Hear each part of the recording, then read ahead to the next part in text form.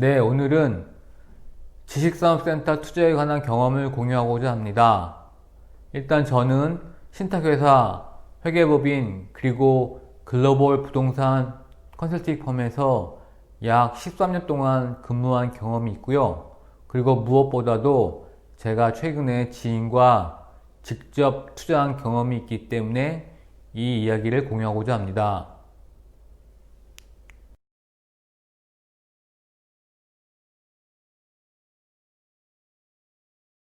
저는 업무상 지산을 경험할 기회가 일찍부터 있었는데요. 제가 신탁회사 근무 시절 제가 관리했던 물건 중 하나가 구로 디지털역 인근의 코롱 사이언스 밸리였습니다. 제 직장 동료들이 모닝 커피를 마실 때 저는 모닝 신탁 해지를 한 경험이 있었고요. 당시만 해도 이게 아파트형 공장인지 지산인지 그냥 제 업무 중에 하나였기 때문에 전혀 관심이 없었었죠. 그리고 회계법인 근무 당시에도 NPL 물건 중에 몇 개가 지산이어서 실제로 몇 번 실사를 간 적이 있었습니다. 역시 이때에도 이게 투자의 관점이 아니라 제 당시 업무에 그냥 하나일 뿐이어서 그다지 관심이 없었습니다. 그리고 대학원 재학 시에도 원우생 중에 몇 분이 직접 성수에서 지산을 시행하셨었는데 그 당시만 해도 그냥 뭐 그렇거니 했지 전혀 관심이 없었습니다. 하지만 제가 이런 나름대로 이름 있고 좋은 빌딩에서 근무할 당시에는 전혀 관심이 없었다가 제가 우연한 기회에 스타트업에서 근무를 할 때부터 지산에 대한 관심이 커졌는데요. 그 이유는 나름 그 인력 중에서 제가 당시 부동산에 대한 전문가였기 때문에 사무실 이전이나 그런 거 관련된 일을 제가 알아보다가 제가 성수 쪽에 있는 지산을 실사 가면서부터 지산에 대한 많은 이해와 정보를 습득하게 되었습니다. 당시에 스타트업 사무실이 강남에 있었고 사무실 이전을 위해서 제가 알아봤는데요. 강남에 있어서도 임대료가 괜찮은 사무실이 꽤 있었습니다. 근데 문제는 바로 이 관리비랑 주차 문제였는데 관리비가 그렇게 비싼지 몰랐고 이런 사무실을 보면 볼수록 지산의 메리트를 느낄 수 있었습니다. 지산이 그런 저렴한 관리비와 주차 공간이 어느 정도 해결된다는 점이 가장 매력적이었던 것 같고요. 실제로 저희 사무실은 지산으로 이전을 하지 못했지만 제 개인적으로 이런 지산의 메리트를 느껴서 지속적으로 투자 물건을 알아보았습니다. 당시만 해도 제가 가장 투자하고 싶었던 물건은 서울역 숲 앞에 있는 지산이었는데 이 물건은 당시만 해도 전혀 매물이 없었고 그리고 일단 워낙 입지가 좋기 때문에 이런 투자비가 너무 많이 필요했습니다. 그래서 그 차선책으로 그 바로 옆에 있는 지산을 투자하고자 했는데 같이 투자하기로 한 저희 친구의 계획이 변동됨에 따라 투자를 처리할 수밖에 없었고요. 제가 확실하게 들었던 생각은 당시만 해도 이런 캐피탈 게인은 분명히 했는데 단지 그런 투입 비용이 너무 많기 때문에 임대료 수익은 그렇게 좋지 않았습니다. 하지만 저 말고 직접 거기를 직접 입주하실 생각이라면은 뭐 당시만 해도 비싸더라도 충분히 나중에 회수할 기회가 있었다고 생각을 합니다. 개인적으로 가장 투자하고 싶었던 곳은 서울숲역 바로 앞에 있는 지산이었습니다. 2018년 당시 실사 갔을 때만 해도 다른 지산과 다르게 공실이 전혀 없었고 그 당시만 해도 인기가 엄청났는데요. 이에 대한 차선책으로 저는 인근에 있는 지산을 친구와 함께 공동 투자하려고 하다가 막판에 친구의 변심으로 인해서 계약을 하지 못하게 됩니다. 당시만 해도 평당 금액이 1200만원대 전후였고 당시 분양 중인 물건이 1400만원대였는데 지금은 평당 금액이 2천만 원에 이른다고 합니다.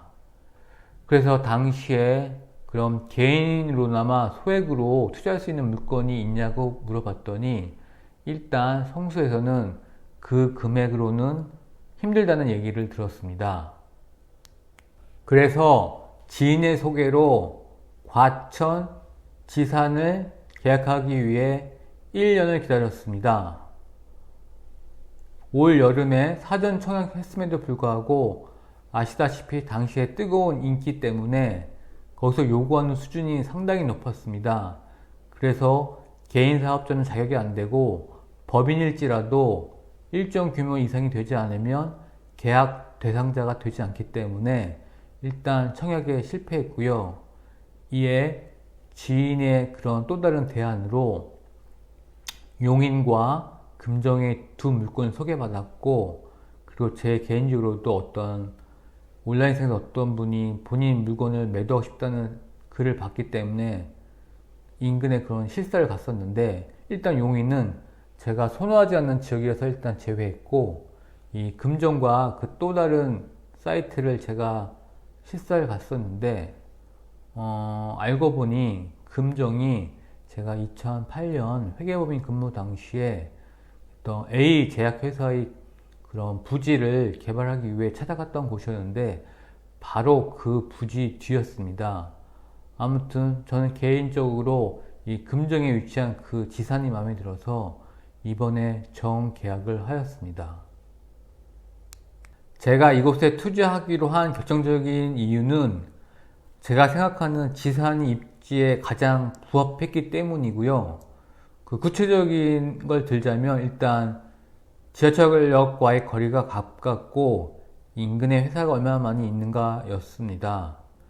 물론 제가 거주하고 있는 곳에서도 지금 두 개의 지산이 지금 공사 중인데요. 하나는 도보로 15분 거리에 있고 하나는 차량으로 한 10분 거리에 있습니다.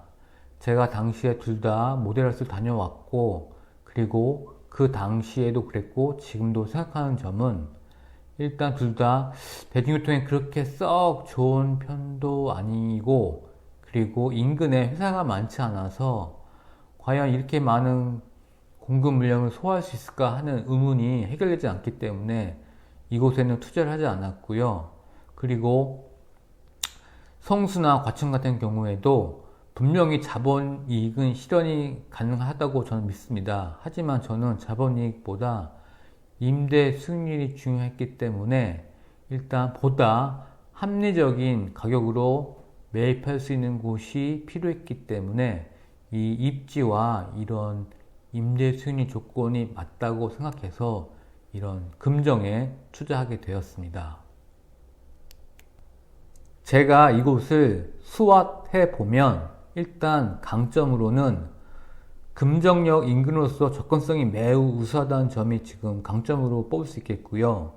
반면에 약점으로는 현재 이미 준공되어 있는 지산이 양옆에 두 개가 있는데 이게 아직 활성화가 안 되었습니다. 그리고 기회적인 요소로는 금정역에 개발 호재가 있고, 그리고 곧 그런 앞에 있는 힐스테이트 아파트가 준공된다는 점입니다. 그리고 위기 요소로는 이게 준공이 2023년 상반기인데 그때까지 코로나가 어떤 영향을 미칠지 아직까지 모르겠습니다. 자세한 물건 소개에 앞서서 한 세 가지 정도 확인을 해볼까 하는데요. 첫 번째, 12월 16일자 기사를 한번 보겠습니다. 3,300만원 투자에 월 130만원을 받는다. 그리고 해당 기사 내용에는 수익률이 30%가 넘는다고 나왔는데 과연 이게 가능한 숫자일까요? 이게 뭐 잘 알지 못하고 쓴 기사인 것 같고요. 일단 성수 같은 지역의 경우 수익률이 3, 4% 나오기가 쉽지가 않습니다. 그런데 이곳은 어떻길래 과연 성수에 몇 배가 되는 수익률이 나올 수 있을까요? 이거는 진짜 말도 안 되는 숫자인 것 같고, 일단 투자금 3,300만원이 맞다 안 맞다 치더라도 이 수익률은 이렇게 나오지가 않습니다. 그리고 이곳이 어디인지 지역은 정확히 모르겠지만 고양시라고 했을 때 이 배후에 그런 회사 같은 게 많지 않을 텐데 이런 수익률은 뭐 상상 속의 숫자인 것 같고요. 나름 이거는 그냥 단순한 홍보 문구이지 실제로 실투자를 한다면 이런 숫자는 나오기가 쉽지 않습니다.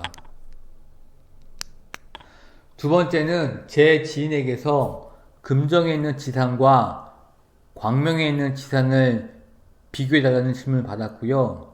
그리고 그럼 금정에 있는 지산 투자한 게 나을지라는 질문을 받았는데 일단 제가 광명 지역은 잘 몰라서 비교가 불가능하고 그리고 금정 지산의 경우 이미 계약이 대부분 끝났기 때문에 본인이 투자하고 싶다고 투자할 수 있는 게 아니라서 이런 뭐 맘만 먹으면 내가 살 수 있는 그런 상황이 아니라는 것을 한번 알고 계셨으면 좋겠습니다. 세 번째는 저도 1년 전부터 이런 많은 동영상을 봤는데 지산 계약할 때 좋은 호수, 좋은 위치 구하는 법에 대한 동영상을 많이 본 적이 있는데요. 실상은 일단 소액 투자, 저와 같은 소액 투자인 경우에는 이런 위치를 제 마음대로 정할 수가 없습니다.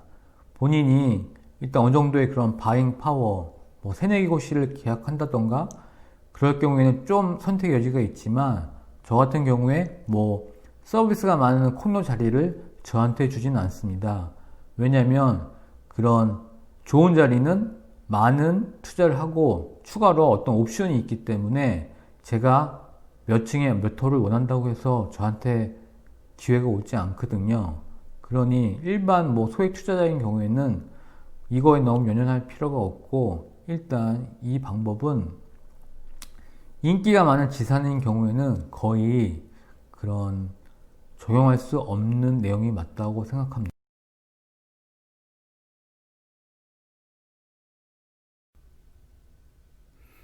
이번 동영상의 경우 혹시나 홍보를 비춰줄 수도 있을까봐 본 물건에 대한 계약사항을 지인을 통해서 확인한 바 지하의 몇 호 빼고는 다 계약이 완료되었다는 사실을 확인 후 올리는 것이니 오해 없으시길 바랍니다. 그럼 본 물건에 대해서 좀 더 자세히 소개해 드리겠습니다.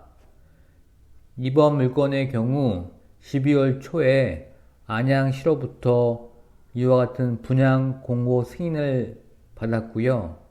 이 승인 내역에 보면 공장시설 413실 그리고 지원시설 33실 총 446실을 분양한다고 기재되어 있습니다.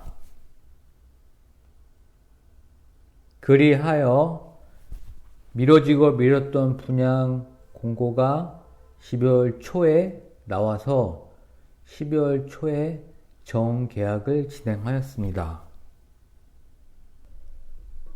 본 물건의 위치의 경우 보시는 그림과 같이 금정역 1호선, 4호선으로부터 도보로 5분 거리에 있으며 실제로 도보로 걸으시 그리 멀지 않다는 걸 느낄 수 있었습니다.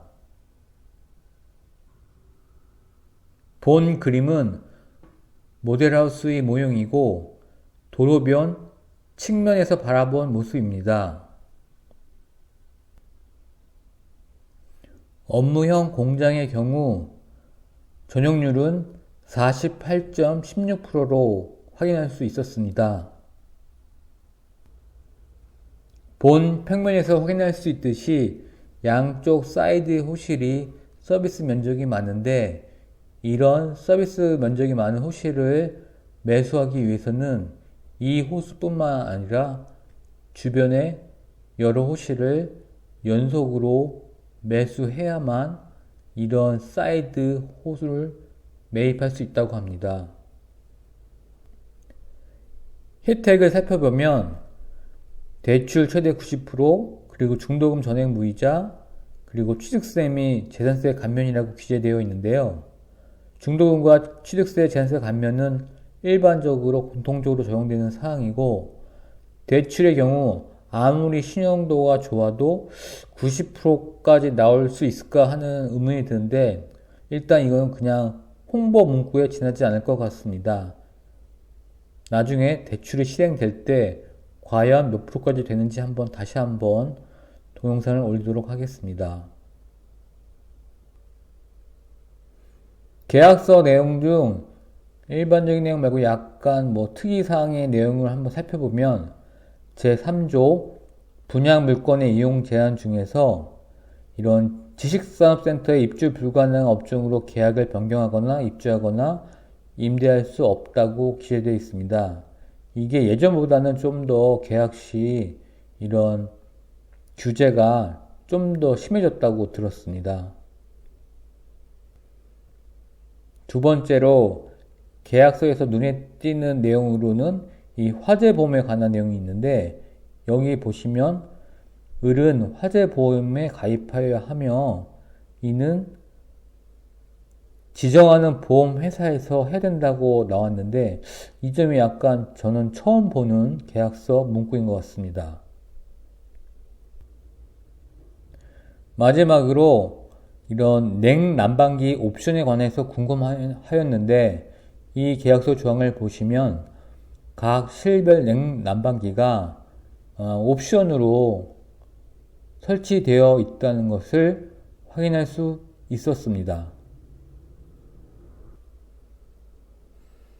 계약 일정을 살펴보면 계약은 12월 초에 정계약이 진행되었고, 중도금은 2021년 4월에 제1차 중도금이 진행될 예정입니다. 중도금은 총 5차에 대해서 진행될 예정이고, 잔금은 준공이 예정되어 있는 2023년 상반기에 아마 진행될 것 같습니다.